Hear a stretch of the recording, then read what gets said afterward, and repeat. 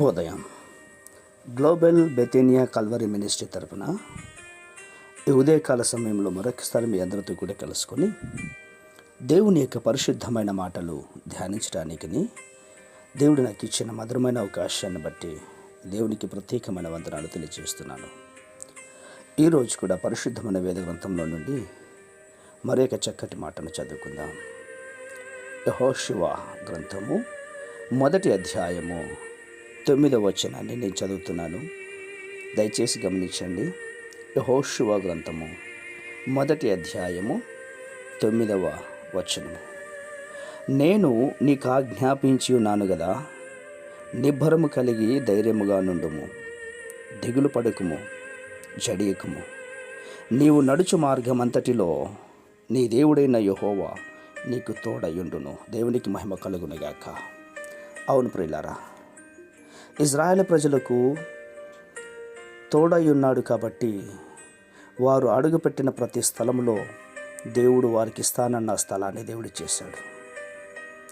అవును, నీవు బ్రతుకు దినములన్నీ కూడా ఏ విధంగా బ్రతకాలని ఆశపడుతూ ఉంటున్నావో, ఏ స్థలంలో నివాసంగా ఉండాలనుకుంటూ ఉంటున్నావో దేవుడు తప్పకుండా చేస్తాడు. ఎందుకంటే మోషేకు వాగ్దానం భూమిలోనికి అంచుల వరకు దేవుడు తీసుకెళ్ళాడు.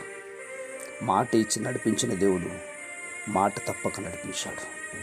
అవును, నువ్వు వెళుతున్నటువంటి మార్గంలో ఎన్నో ఇబ్బందులు వస్తాయి, ఇరుకులు వస్తాయి, సమస్యలు వస్తాయి, వ్యాధులు వస్తాయి.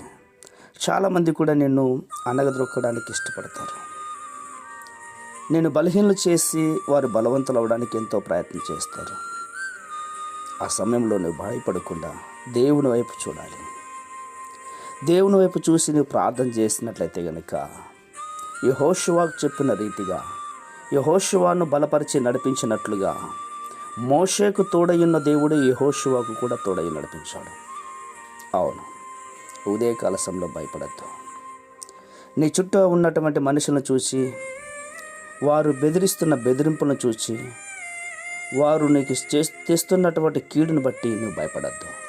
కారణం, దేవుడు మాట ఇచ్చాడు, ఆయన వాగ్దానం చేశాడు, తప్పక నడిపిస్తాడు. అపవాది ఎన్ని విధాలుగా కుట్ర కుతంత్రాలు పడినా కూడా నజరుడైన యేసయ్య నామంలో వాటన్నిటిని తీసివేయగలిగిన శక్తి దేవుడు నీకు తోడై నడిపించి నీ మార్గం అంతటిలో కూడా ఆయన నీకు సమీపంగా వస్తాడు, నీతో కలిసి నడుస్తాడు. అట్టి కృప ఈ దినంలో మనకందరికీ కూడా తోడ నడిపించి ఆశ్రయించుగాక.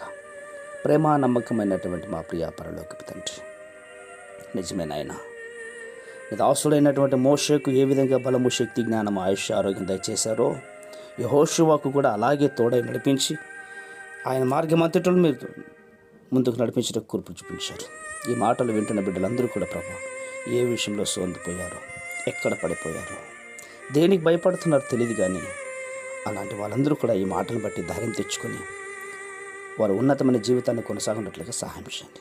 అట్టి కృప మీరు దయచేస్తున్నందుకు స్తోత్రాలు అర్పించుకుంటూ చిన్న ప్రార్థనను మా రక్షకుని యేసయ్య బట్టి ఈ వీడియోని పొందుతున్నాం మా తండ్రి.